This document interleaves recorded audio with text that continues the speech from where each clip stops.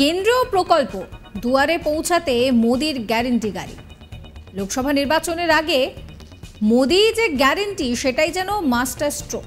কেন এই কথা বলছি তা জানতে গেলে আপনাদেরকে এই পুরো ভিডিওটা দেখতে হবে। রাজ্য সরকারের দুয়ারে সরকার রয়েছে, যেখানে রাজ্য সরকারের বিভিন্ন স্কিম পেতে মানুষ দুয়ারে সরকারের ক্যাম্পে লাইন দেন। এবার ঠিক সেই রকমই একটি প্রকল্প আনছে বিজেপি সরকার। 24 লোকসভা নির্বাচন, আর সেই নির্বাচনকে পাখির চোখ করে এবার কেন্দ্রীয় সরকারি আমলারা আপনার দুয়ারে গাড়ি নিয়ে হাজির হবেন। আপনার সঙ্গে কথা বলবেন, আপনার যা কিছু সমস্যা রয়েছে, আপনি যা কিছু পাননি সেই সমস্ত বিষয়টা লিপিবদ্ধ করা হবে। যেখানে আসার শেষ সেখানেই মোদির গ্যারেন্টি শুরু। লোকসভা নির্বাচনের আগে রাজ্যের দুয়ারে সরকার শিবিরের আদলে এলাকায় আসছে মোদির গ্যারেন্টি গাড়ি। আর মন্দির মসজিদের জন্য এবার আলো বিলি করলেন দিলীপ ঘোষ। আসছে লোকসভা নির্বাচন, তার আগে বিজেপির দুটো চাল রয়েছে, সেই সম্পর্কেই ঘোষণা করেছেন বিজেপি সাংসদ দিলীপ ঘোষ।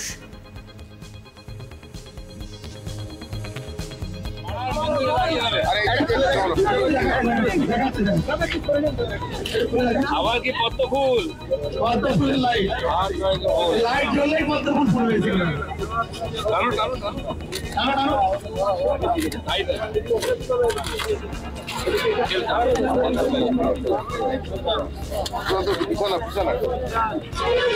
ভারত মাতা কি, ভারত মাতা কি।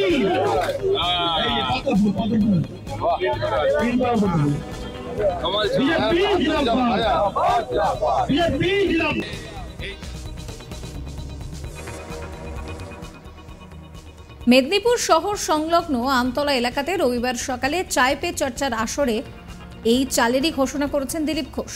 তিনি জানান যে বিভিন্ন কারণে বঞ্চিত মানুষদের জন্য এলাকায় আসছে মোদির গ্যারেন্টি গাড়ি। কেন্দ্রীয় সরকারি আমলারা সেই গাড়িতে থাকবেন, এলাকায় ঘুরবেন, মানুষের সঙ্গে কথা বলবেন, মানুষ যা কিছু পায়নি সেই সমস্ত বিষয় লিপিবদ্ধ করে ব্যবস্থা করা হবে। একই সঙ্গে চায় পে চর্চার আসর থেকে পদ্মের ছাপ দেওয়া সিএফএল বাল্ব বিলি করেন দিলীপ ঘোষ। তিনি জানান যে এলাকার মন্দিরে মসজিদে বিভিন্ন জায়গায় এই আলো জ্বালানো হবে।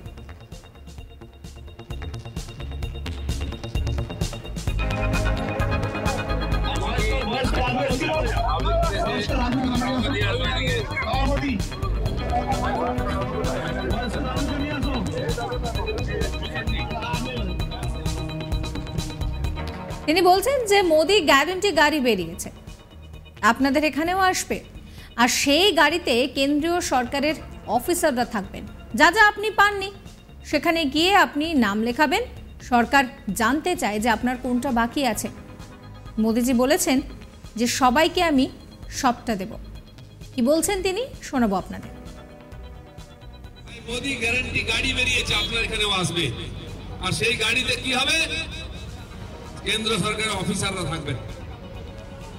এই যে 24 সাল পর্যন্ত যেসব প্রজেক্ট পুরো হবে, সবাইকে বাড়ি, সবার বাড়িতে গ্যাস, সব কৃষকদের কৃষক সম্মান নিধি, সব মহিলাদের সম্মান, প্রত্যেক বাড়িতে জল, যা যা বাড়ি পাননি, যারা শৌচালয় পাননি, সেইখানে গিয়ে লাইন দিয়ে আপনি নাম লেখাবেন। সরকার জানতে চায় কোনটা বাকি আছে, যাতে সরকার প্রত্যেকের বাড়িতে পৌঁছে দিতে পারে। আপনারা যাবেন, আধার কার্ড নম্বর দেবেন, নাম ঠিকানা লিখবেন, আপনি গ্যাস পাননি, আলাদা আলাদা লোক বসে থাকবে ওখানে, অফিসার আপনার নাম লিখবে। আপনি বাড়ি পাননি কেন লিখুন, তারা মিলিয়ে দেখবে লিস্টে মিলেছে কেন, টাকা তো পাঠিয়েছি কেন পাইনি, তদন্ত হবে যেমন শুরু হয়েছে। তো সেই গাড়িও এই মাসের শেষে আসবে আমাদের জেলাতে। আমরা অঞ্চলে অঞ্চলে যাব, সেখানে লোককে রাখবো, যারা যারা পায়নি কেন্দ্র সরকারের যোজনার লাভ সব নোট করা হবে, সবাইকে দেওয়ার চেষ্টা হবে। মোদিজি বলেছেন সবাইকে। খড়গপুরে যে নেতারা এসে সভা করেছেন তারা সকলেই দাগি নেতা, সবার নামে সিবিআই ডাকাডাকি করছে। তার মধ্যে খুব বড় যে নেতা তার নাম সায়নী ঘোষ, এইভাবে কিন্তু তিনি কটাক্ষও করেছেন। তার দলের লোকেরাই তাকে ঢুকতে দেয় না, তিনি নাকি দিলীপ ঘোষকে দেখতে পান না এলাকায়। দিলীপ ঘোষকে দেখতে হলে এখানে আয়। সায়নী ঘোষকে এইভাবেই পাল্টা কটাক্ষ করেছেন দিলীপ বাবু। মেদিনীপুর শহর সংলগ্ন আমতলা এলাকাতে রবিবার সকালে চায় পে চর্চার আসরে ঘোষণা করলেন দিলীপ ঘোষ। সকালে চায় পে চর্চার আসরে ছোট্ট একটি পথসভা করেন তিনি। পথসভা থেকে সম্প্রতি খড়গপুর এলাকায় সায়নী ঘোষের নেতৃত্বে যুব তৃণমূলের সভাকেও তিনি কটাক্ষ করেছেন। সেখান থেকে শুরু করে সংসদে হামলা, বিভিন্ন ইস্যুতে এক প্রকার চাচা ছোলা ভাষায় জবাব দিয়েছেন দিলীপ ঘোষ। গত 3 দিন আগে সাংসদ দিলীপ ঘোষের খাস তালুক খড়গপুরে কয়েক হাজার মানুষ নিয়ে যুব তৃণমূল একটি পথসভা করেছিল। সেখানে বিজেপি সাংসদ দিলীপ ঘোষ এবং বিধায়ক হিরণ চ্যাটার্জি গত 5 বছরে কি করেছে তার হিসেব দাবি করেন সায়নী ঘোষ সহ অন্যান্যরা। তার জবাবে দিলীপবাবু বলেন যে খড়গপুরে যে নেতারা এসে সভা করেছেন তারা তো সকলেই দাগি নেতা, সবার নামের আগেই সিবিআই এর ডাকাডাকি। তাদের মধ্যে একজন খুব বড় নেতা এসেছিলেন যার নাম সায়নী ঘোষ। তার দলের লোকেরাই তাকে ঢুকতে দেয় না। তিনি আবার নাকি দিলীপ ঘোষকে এলাকায় দেখতে পান না। দিলীপ ঘোষকে দেখতে হলে এখানে আয়, তোদের যেমন চেহারা তেমন কাজকর্ম, আমাদেরকে তাও লোকে দেখতে আসে। তোমরা যখন ঘুম থেকে ওঠো ততক্ষণে আমাদের 2-500 লোকের সঙ্গে কথা বলা হয়ে যায়। বিজেপির রাজনীতি তোমরা বুঝতে পারবে না। এরা নিজেরা কোনো কাজ করবে না, করতেও দেবে না, আর খালি মিথ্যে কথা বলবে। এরপর এই রকম এলে কাছে বেঁধে রাখবেন, যেতে দেবেন না। চোরেরা এসে আমাদের জায়গাকে অপবিত্র করে যাচ্ছে, এখানে গঙ্গা জল ছেটানো উচিত। কি বলছেন দিলীপ ঘোষ শোনাবো আপনাদের।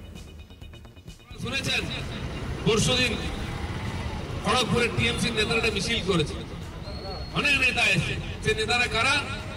সব দাগি নেতা, সবার নামে সিবিআই কেস, সবাইকে সিবিআই ইডি ডাকছে, জিজ্ঞেস করছে কোথা থেকে কত টাকা মেরেছে, এমনি বলেনি। তার মধ্যে খুব বড় নেতা এসেছিলেন মহিলা, কি সায়নী ঘোষ। তার পার্টির লোকেরা তাকে ঢুকতে দেয় না, সে এসে ডায়লগ মারছে খড়গপুরে। দিলীপ ঘোষকে দেখা যায় না। আরে দেখতে হলে এখানে আয়, তোদের তোকে দেখতে আয়, যেমন চেহারা মরা সেরকম কাজ কম। আরে আমাকে তো দেখতে আসে কমপক্ষে লোক। তোমরা বিছানার থেকে উঠবে সন্ধ্যাবেলা, পার্টি সার্টি করে ঘুমাবে, 10টায় উঠবে, ততক্ষণে আমাদের 200-500 লোকের সঙ্গে কথাবার্তা হয়ে যায়। তোমরা বুঝতে পারবে না বিজেপির রাজনীতি কি। এরা কোনো কাজ করবে না, করতে দেবে না, এসে মিথ্যা কথা বলে যাবে। এরপরে এরকম এলে এদেরকে গাছে বেঁধে রাখবেন, যেতে দেবেন না। এখানে মিথ্যা কথা কেউ বলে গেছে। চোরেরা এসে আমাদের জায়গাকে অপবিত্র করে যাচ্ছে। এই পবিত্র মেদিনীপুরের জায়গা, মেদিনীপুরের মাটি, মেদিনীপুরের লোককে অপমান করে এরা আসে। 2 দিন এসে এই জায়গাকে অপবিত্র করে দিয়ে যায়। গঙ্গা জল ছেটানো উচিত এরা যেখানে এসেছে। এদিন তিনি বাল্ব তুলে দিয়েছেন এবং তিনি বলেছেন যে এখানে এই নির্বাচনে এই আলো জ্বালিয়ে নতুন করে কৌশল নেওয়া শুরু করেছে বিজেপি। এই ভিডিও সম্পর্কে আপনাদের মতামত অবশ্যই কমেন্ট করে জানাবেন। সমস্ত খবরের জন্য সাবস্ক্রাইব করবেন আজ তাক বাংলার ইউটিউব চ্যানেলকে, ফলো করতে ভুলবেন না আজ তাক বাংলার হোয়াটসঅ্যাপ চ্যানেল।